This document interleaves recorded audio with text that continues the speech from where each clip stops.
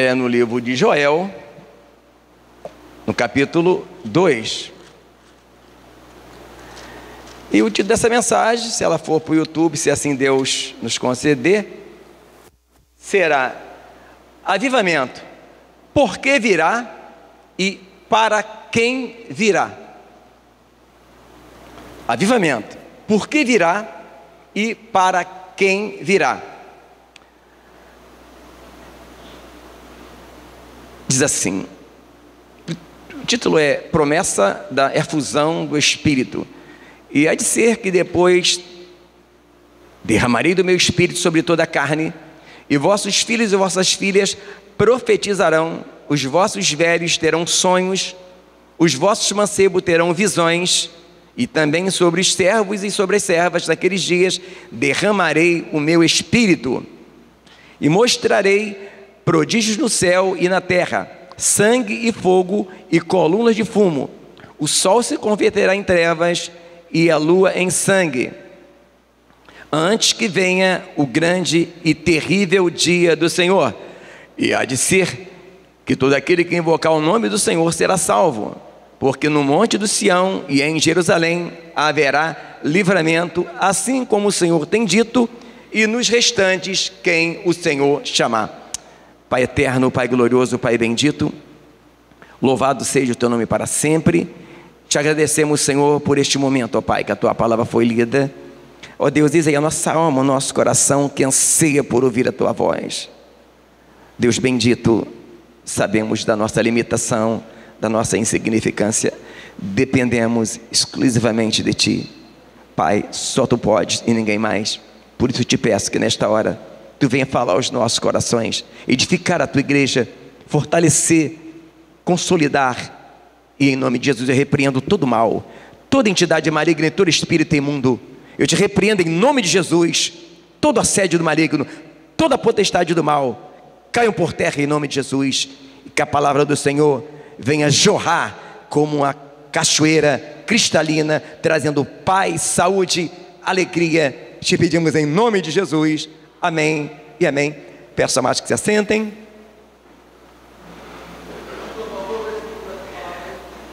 Joel, capítulo 2, versículo 28 até o 32.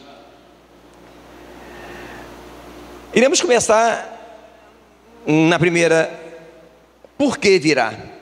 Por que virá um avivamento? Virá um avivamento sobre toda a terra, amados, simplesmente porque o que irá acontecer nos dias finais, precedendo a volta de Cristo, se não houvesse, a igreja não iria suportar.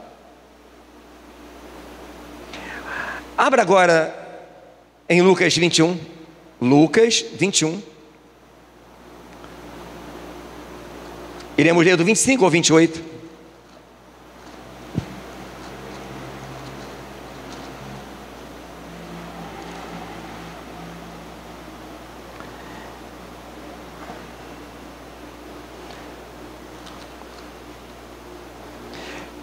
E haverá sinais no sol e na lua e nas estrelas, e na terra angústia das nações em perplexidade pelo bramido do mar e das ondas, homens desmaiando de terror na expectação das coisas que sobrevirão ao mundo, porquanto as virtudes do céu serão abaladas, e então verão vir o Filho do Homem numa nuvem com poder e grande glória.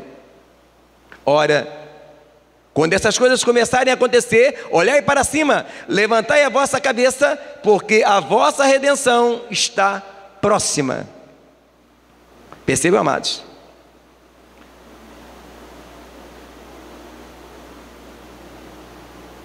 Nações em perplexidade pelo bramido do mar e das ondas, homens desmaiando de terror. É o que vai acontecer. Só que se olharmos para o que está acontecendo agora, já há pessoas que não estão suportando o que já veio. É só você digitar no YouTube aí, vai ler, ó, pastores e pastoras que se suicidaram.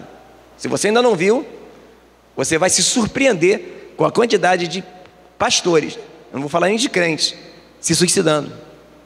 E olha que está só começando. Então o avivamento virá, ou o avivamento virá sobre a terra, para fortalecer a igreja, para suportar o que virão nos últimos dias. Quem não fizer parte desse avivamento, fatalmente, ou entrar em depressão, como nunca se viu tanta depressão no mundo e dentro da casa de Deus, ou irá se suicidar.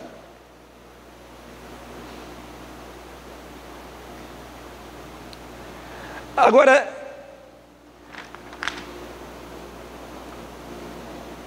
para quem virá o avivamento? Esse é o ponto. Mas antes que nós entrarmos no para quem virá o avivamento, devemos falar mais um pouquinho sobre por que virá o avivamento.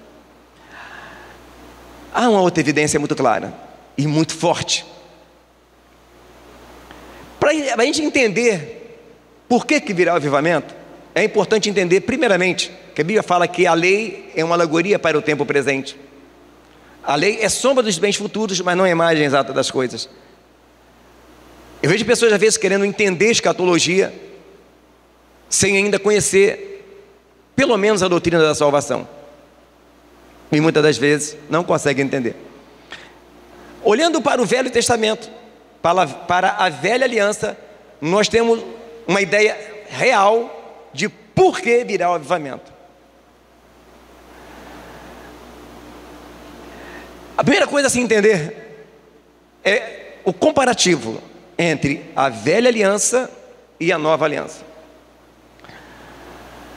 Vamos entender um pouquinho da magnitude que foi a velha aliança, abrindo em Hebreus capítulo 12, tá? Não vou poder esperar muito, mas você depois pode assistir no vídeo, e você vai voltando, Hebreus capítulo 12, vamos ler do 18 ao 21, 12, 18 a 21. Porque não chegaste ao monte palpável, acesa em fogo, a escuridão e as trevas e a tempestade, e ao sonido da trombeta e a voz das palavras, a qual os que ouviram pediram que se não falassem mais, porque não podiam suportar o que se lhes mandava. Se até um animal tocar o monte, será apedrejado.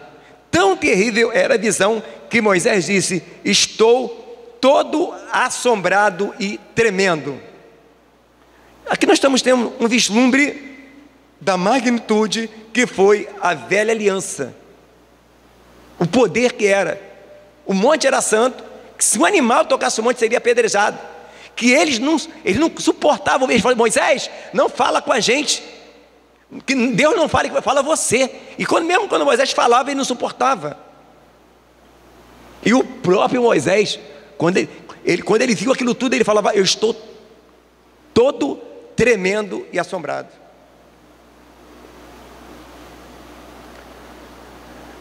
Foi tão grande a nova aliança, a velha aliança, que milagres tremendos aconteceram, como alguém que ficou leproso porque tocou no incensário como Uzias. Era tão tremendo a arca do concerto que Uzá e Pérez, quando tocou na arca, foram fulminados. A presença de Deus era tão grande naquela arca do concerto que onde ela ficou, lá na casa de Obed-edom, prosperou. A vara de Arão floresceu, e uma coluna de fumo de dia e uma coluna de fogo de noite. A sarça ardia e não se consumia. Era muito milagre. Olha como era tremenda a velha aliança, irmãos. Quando se passam os filmes, é encantador ver o poder de Deus se manifestando na velha aliança. Só que tem um detalhe.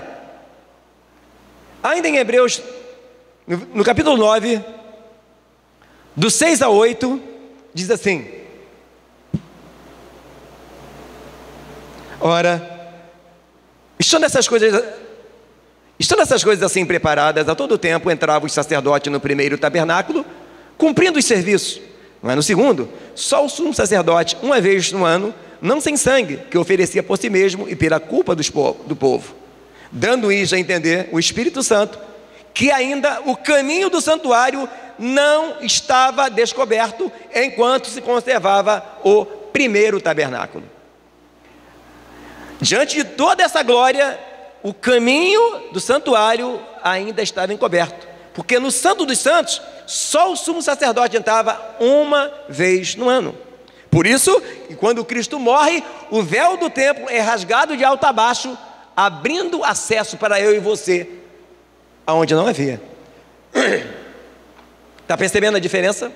De apesar da velha aliança ser tão gloriosa, o caminho não estava descoberto.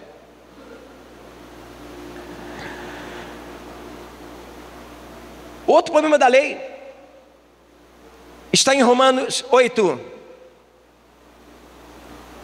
que diz dessa forma, Romanos 8, versículos 3 e 4: porquanto o que era impossível à lei, visto como estava enferma pela carne do pecado, porquanto o que era impossível à lei, visto como estava enferma pela carne, Deus, enviando o seu Filho em semelhança da carne do pecado, pelo pecado, condenou o pecado da carne, para que a justiça da lei se cumprisse em nós, que não andamos segundo a carne, mas segundo o Espírito. Então, veja bem, amados, o caminho estava encoberto, e a lei, mesmo ela sendo boa, como dizem também em Romanos, a lei é boa, o mandamento justo e bom, mas a lei estava enferma pela carne, e Deus tem que enviar o seu Filho. Por que estava enferma pela carne? Porque os homens, como é que eles faziam? Vou oferecer um holocausto.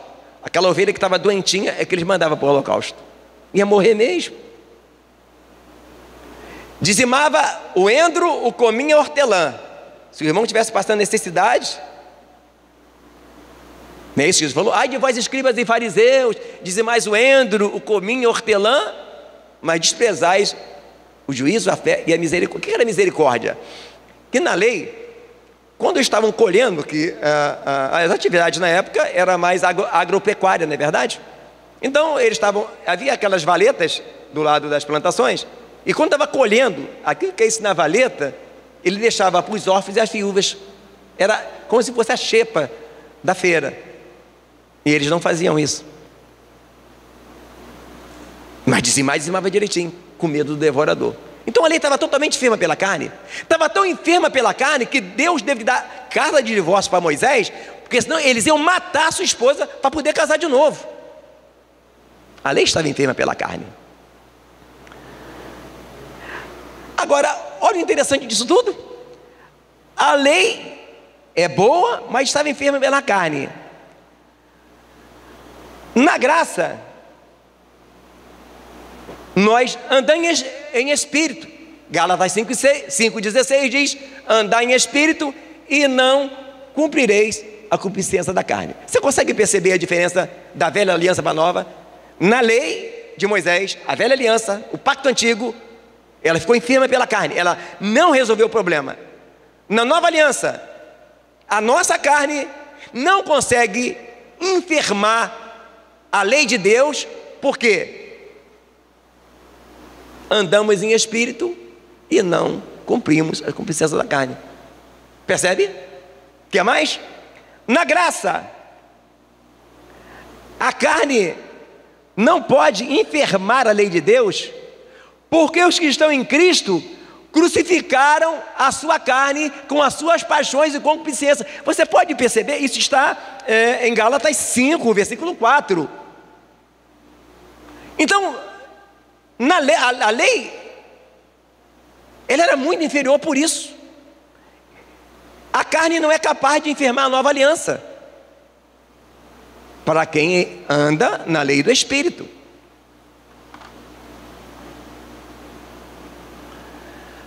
Então não tem como comparar a grandiosidade da nova aliança para a velha, aposto que a velha aliança foi feita com sangue de uma novilha, de um carneiro, e a nova aliança foi feita com sangue de Jesus. Percebe, irmãos?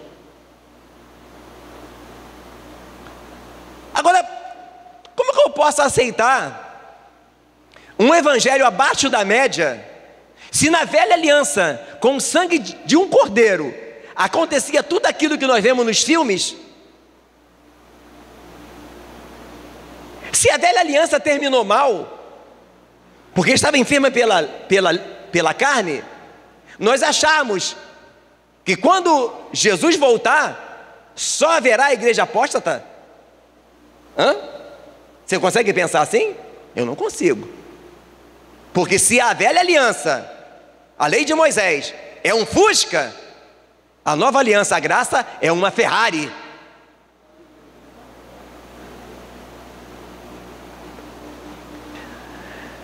Outra coisa interessante na nova aliança, Hebreus 10, versículo 9, diz assim: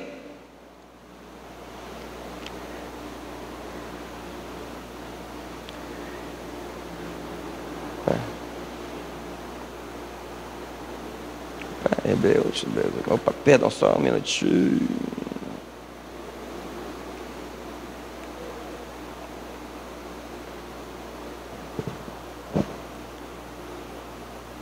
Perdão, é Hebreus, só um minuto. Hebreus 9, versículo 12 a 14.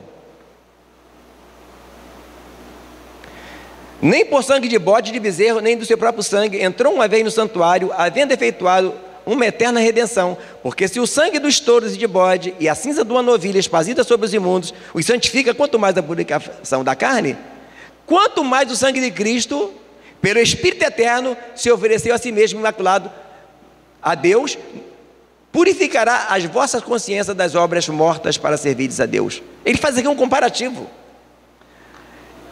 E a palavra fala que nós temos ousadia para entrar no santuário. E por incrível que pareça, em Apocalipse 8:3, vale a pena você ou ler ou anotar, Apocalipse 8:3, olha o que está escrito aqui.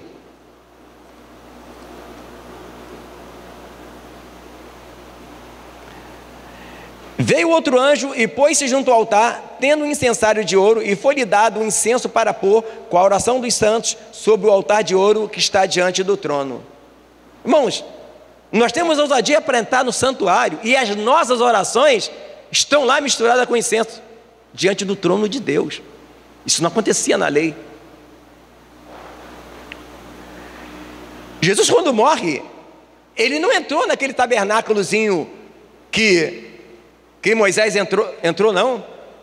A Bíblia fala que ele entrou no santuário, não feito por mão de homens. Isso está em Hebreus 9, versículo 24. E nós, quando oramos, nós entramos também nesse santuário pelo sangue de Jesus. As nossas orações entram lá. Por quê? Porque o véu do templo foi rasgado. Nós não entramos no céu, irmão, mas a nossa oração já está lá no céu. Isso não tinha na lei, irmãos. Como que eu posso aceitar que a palavra fala que Deus vem buscar uma igreja pura e imaculada como a Virgem se santa? Ué, ele vem buscar e ela não estará? Claro que vai estar.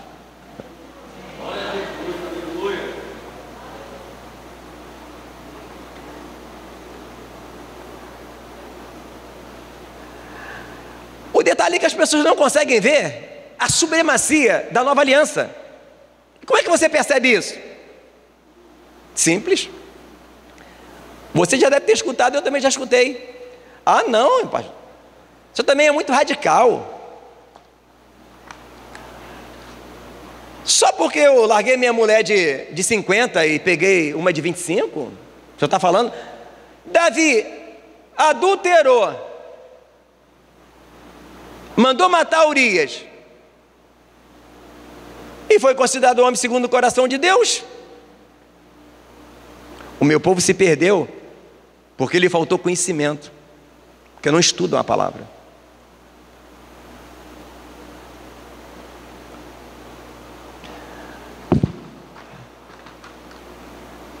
Ele não tem noção da diferença da velha aliança para a nova. Vamos entender isso.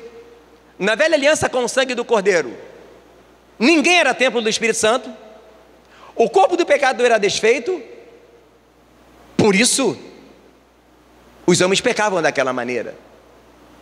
Agora esses que falam, olha, não olha para mim não, se você olhar para mim você vai cair, Paulo vai dizer, ser o exemplo dos fiéis na pureza, no trato, na caridade. Será que alguns pastores têm condição de dizer, como Paulo disse, sede, pois, meus imitadores, como eu sou de Cristo? O que esses pregadores que dizem que se Davi pecou, ele pode pecar, ele não param para enxergar uma coisa. Irmãos, a Bíblia não esconde nada de ninguém, já percebeu? Não escondeu o adultério de Davi, escondeu o vacilo de Nabucodonosor, o vacilo do rei Uzias, não é verdade? Não esconde. O vacilo de Acã. Você acha, não escondeu o vacilo de Pedro, que ele negou Jesus, não é verdade? Escondeu. Não escondeu o vacilo de Pedro quando Paulo peita ele na cara que ele estava errado? Você acha que se Pedro, Tiago e João tivesse adulterado, a Bíblia ia esconder? Então me mostra aqui na Bíblia, na nova aliança, um dos apóstolos que adulterou. Está dando para compreender? Irmãos, a maior confusão que se faz do evangelho é quando você mistura a lei com a graça. Davi adulterou e pecou lá na lei, quando ninguém era templo do Espírito Santo, quando ninguém podia ter acesso ao Santo dos Santos, quando ninguém ainda tinha sido batizado nas águas, que o batismo só começa com João, quando a humanidade andava de fusquinha. Então, alguém se conformar com uma igreja que pastor para estar na moda tem que ter trocado de mulher pelo menos uma vez, é rasgar a palavra, irmãos, porque você não vai ver, irmãos, a Bíblia não ia esconder. Se por acaso Lucas, João tivesse adulterado, estava aqui, mas não. Andar em espírito e não cumprireis a concupiscência da carne. Então, por que virá o avivamento? Porque aquilo que começou bom irá melhorar. Porque a obra perfeita, o preço que foi pago, não vai falhar. Agora, detalhe: para quem será o avivamento? Já vou te adiantar, vai ser para uma minoria, vai ser para uma minoria, não vai ser para a maioria.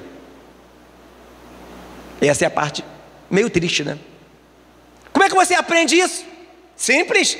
Jesus pregou 3 anos, curou, ressuscitou mortos, deu vista a cegos, não foi isso?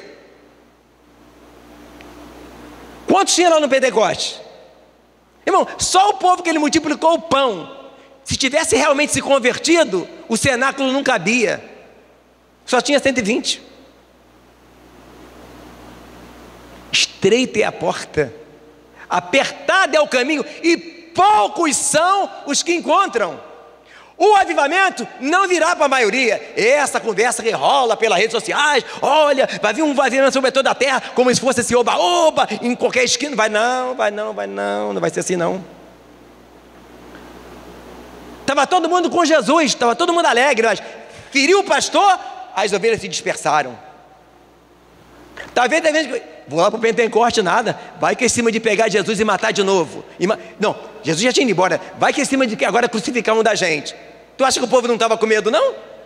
Se mataram Jesus, vai matar nós também. Simples assim. O Pentecoste não vai pegar crente medroso aí com medo de pregar a verdade, vai vir para a minoria. Observa que era 12, mas na transfiguração só tinha Pedro, Tiago e João. Os mistérios de Deus é para uma minoria. Mas por que Deus escolhe uma minoria? Porque Deus quer ver o quê? Personalidade. Uma coisa mais fácil é seguir a multidão. Ir atrás da boiada é facinho. O difícil é você fazer o certo, pregar o certo, quando todos estão pregando errado. E ser chamado de louco. Como chamaram de louco Noé, chamaram de louco Jeremias, Paulo. Então, para começar, o avivamento virá para uma minoria. Não será a maioria, mas virá. A promessa não é isso que nós lemos? Que haveria sinais e prodígios na natureza, antes que venham ditos, e nesses dias haveria. Para quem não virá o avivamento? Para quem acha que a igreja é um lugar de comércio. Primeira coisa que Deus aboliu do templo foi o quê? Foi o comércio. Você acha que o Espírito Santo está feliz com uma igreja que, enquanto o culto está acontecendo, tem uma rifa andando dentro da igreja? Tem uma cantina aberta vendendo as coisas? Claro que não. É óbvio que não. Você acha que quem está misturando, está alugando o púlpito para político, vai passar desse avivamento? Claro que não.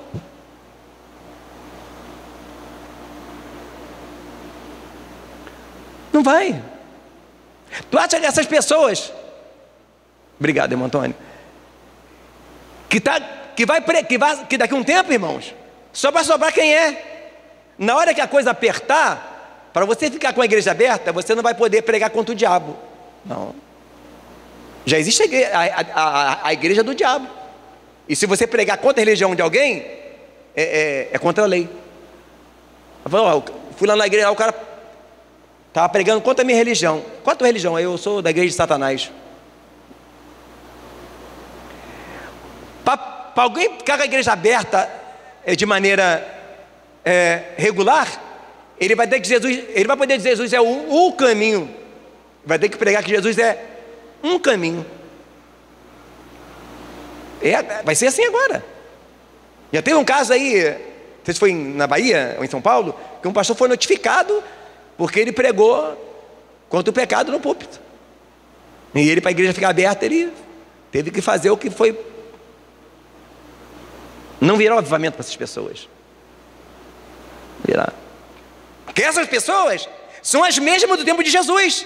Você acha que todos não sabiam que era para ficar em Jerusalém? Sabiam. Mas ele, eu vou nada. Só de ver como Jesus foi crucificado, tem gente que se borrava. Vou nada. Irmãos, crente para suportar o que virá sem medo de morrer, só cheio do Espírito Santo. Não tem como. Para esse o avivamento não virá. Para pessoas que acham que a igreja é um palco, para mostrar sua bela voz. Ah, não, eu vou naquela igrejinha de tábua lá, não. Poxa, eu gosto de cantar na minha igreja. O som tem retorno, o púlpito é bonitão, a orquestra. Eu canto, todo mundo vê minha bela voz. Lá, lá, lá. Não vai querer, né? Vai querer perder o palco? Não virá.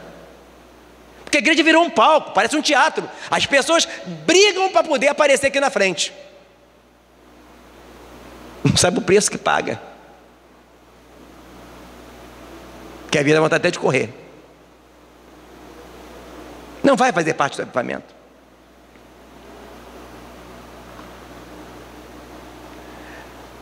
Isso é para quem não. Para quem virá o avivamento? Simples, irmão. Para quem virá o avivamento é quem entendeu bem a Bíblia, a lei, a alegoria para o tempo presente. Mas não dizer para quem virá o avivamento, quando vai começar o avivamento? Alguém sabe? Simples. O avivamento não vai começar, irmão. O avivamento já começou. Você veio aqui para quê? Tem algum cantor famoso aqui? Não. Tem ar-condicionado aqui pra gente? Também não. Tem algum pregador famoso? Também não. Tu veio aqui por causa de quê? Tu veio aqui por causa da palavra? O avivamento começa na palavra, com amor à palavra, vivendo a palavra, buscando a palavra. Já começou. Quando Deus colocou no coração do pastor Alan de começar o projeto Quero Congregar, já era um avivamento. É só você olhar para a Bíblia, amados. Olha, por exemplo, quando Elias foi fazer o desafio com os profetas de Acabe, o que ele fez? Fez o altar, tirou a cinza. Por que tirar a cinza? Tem crente vivendo do passado, que há 20 anos atrás eu fazia isso, hoje não faz nada. Então tinha que tirar a cinza. Depois o que ele fez? Arrumou o altar e fez mais o quê? Jogou água no altar, água no altar, água no altar. Irmão, o evento já começou. Pastor Orlando está jogando água no altar, pastor Geraldo jogando água no altar, pastor Júlio jogando água no altar, pastor Robson jogando água no altar, pastor Marconi jogando água no altar, pastor Santos jogando água no altar, pastor Marcos jogando no altar. E é isso aí, já começou. O problema é que o reino de Deus não vem com aparência exterior. As pessoas pensam que o avivamento começa com um monte de gente rodopiando, falando língua estranha. O avivamento começa na palavra. É na palavra.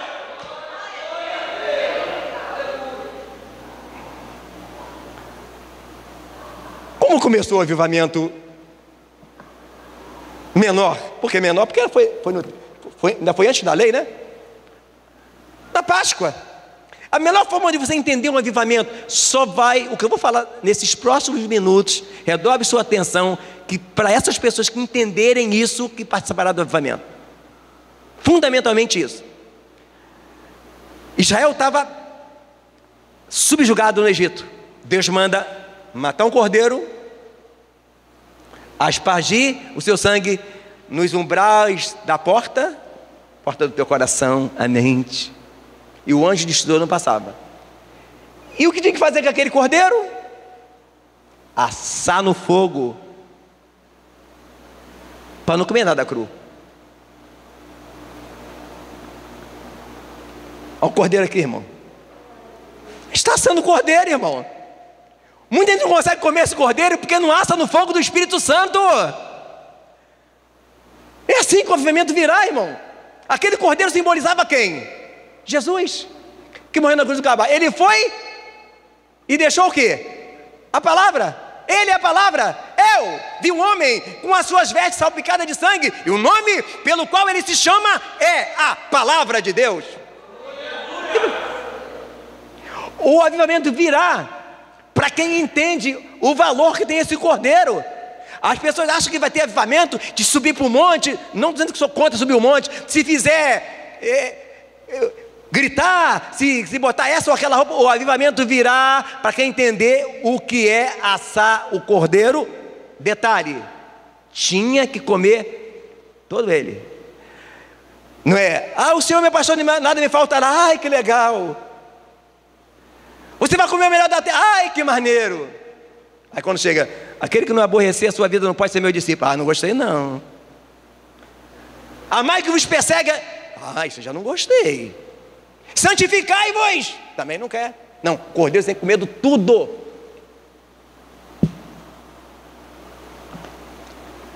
Outro dia eu ouvi uma coisa, e o porquê que muitos não irão participar do avivamento. Eu não tive tempo, era muita coisa para falar. O pai falou assim, lá na loja: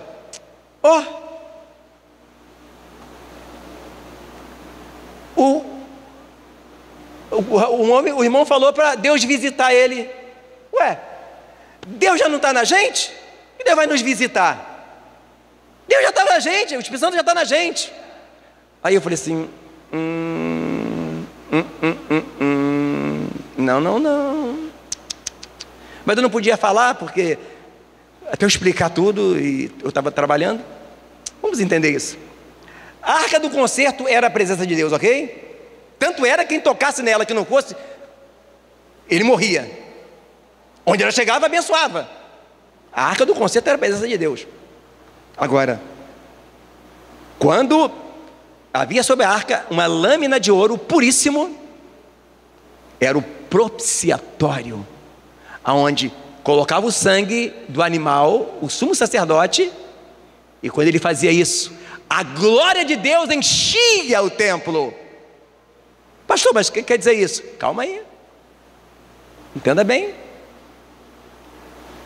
O Espírito Santo está em nós, com certeza. Agora, Quando você traz o teu sacrifício,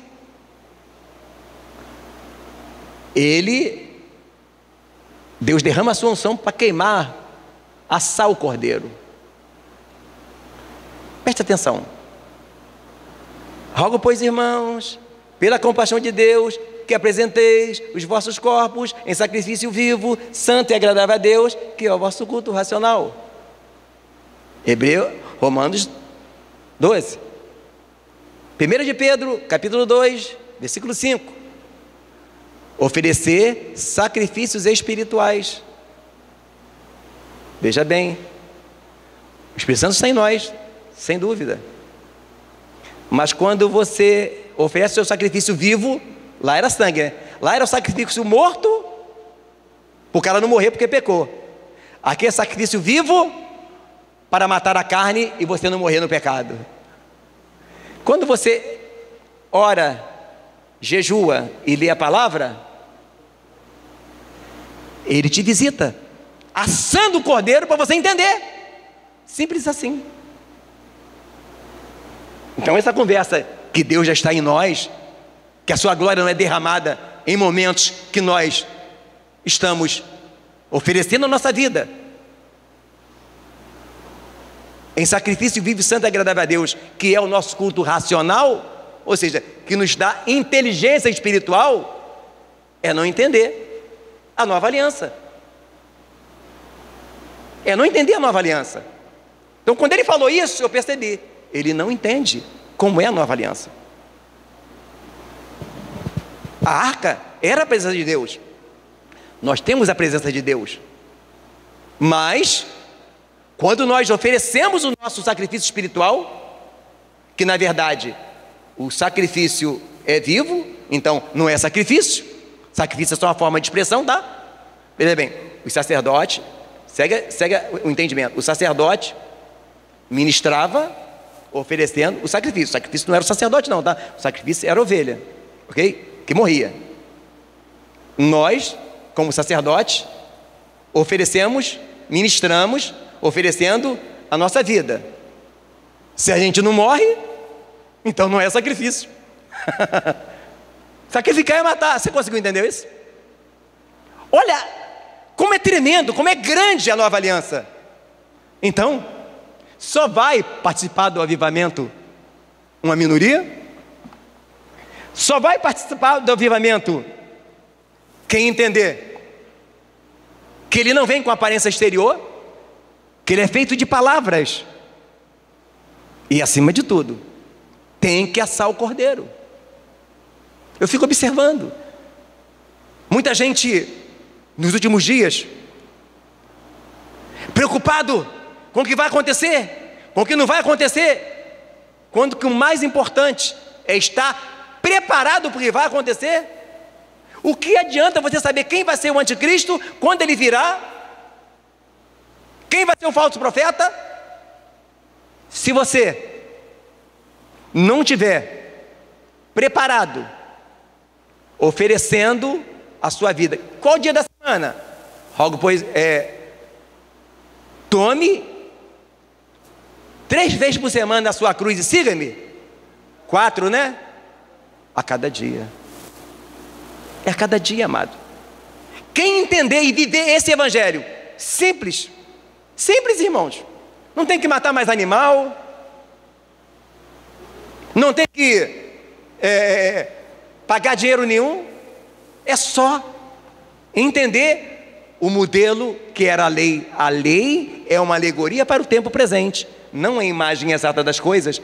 A lei é sombra dos bens futuros. Então, amados, queira ou não queira, o final da igreja vai ser mais glorioso do que nunca. A maioria vai ser apostasia. Você está vendo muito pastor aí, que espera só a coisa apertar, que você vai ver um monte de pastor aí, fazer igual Pedro fez, quando Jesus foi preso, negou Jesus. Eles não vão negar Jesus não, igual Pedro fez não, eles só não vão mais pregar algumas coisas que tem que ser pregada, ou vai pregar algumas coisas que não se devem pregar. Só vai ter como ter uma igreja aberta quem dizer que casamento homem com homem é normal. E vai acontecer. Talvez eu fale isso para vocês agora, você fala, olha, tem muitos pastores aí que pegavam contra o divórcio, até um amigão dele divorciar e já mudou a ideia. Pregava contra tatuagem, até alguém aparecer, amigão. Eles vão mudando a pregação. E quando as coisas apertarem, vai ser assim. Agora, não tenha dúvida, o final da igreja vai ser glorioso. Você não pode crer, aceitar que a velha aliança, enferma pela carne, terminou daquela forma, que até o tempo foi totalmente destruído, que a nova aliança, feita com o sangue do Cordeiro, planejada, o sacrifício perfeito, e olha o que ele disse: quem crê em mim fará obras iguais a estas e ainda maiores. Amados, não deixa alguém colocar na sua mente que o evangelho é essa água rala que estão aceitando por aí. E sabe por que a facilidade de acontecer o avivamento?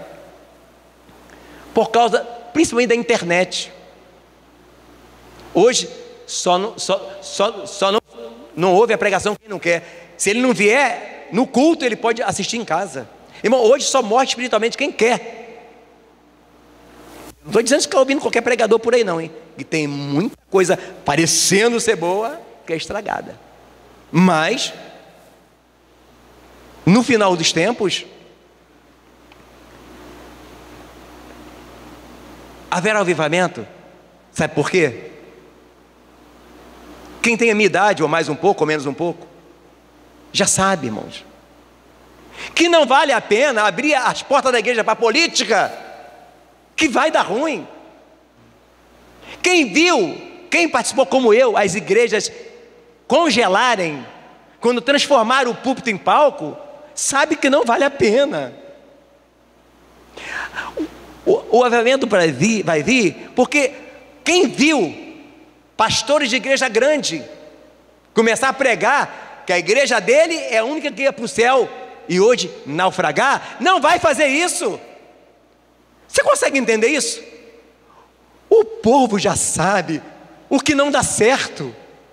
A igreja já sabe que não vale a pena transformar a igreja num clube social. Quem participou de cultos de igreja do passado sabe como era glorioso aquele evangelho simples. O movimento virá, sabe por quê? Porque o povo já entendeu que não vale a pena tocar na glória de Deus, colocar a cara do pastor numa placa na frente da igreja, idolatrar homens, idolatrar cantores, e quem sabe disso, ama a presença e não abre mão. Por isso que virá o avivamento. A igreja está igual o povo de Israel. O povo de Israel começou a idolatrar, aí Deus olhou assim, vocês gostam de ídolo, né? Tá bom. Mandou profeta, nada. O que Deus fez? Então, vou mandar para um lugar para vocês que vai ter ídolo.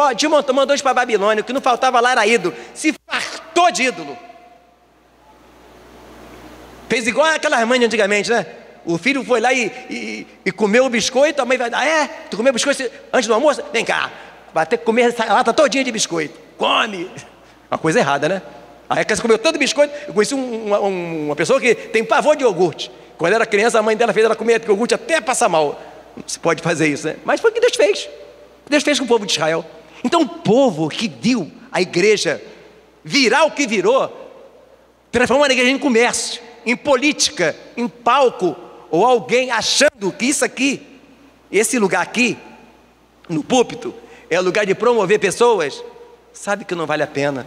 Por isso, povo que anseia pela presença, povo que tem sede de Deus, sabe que não vale a pena.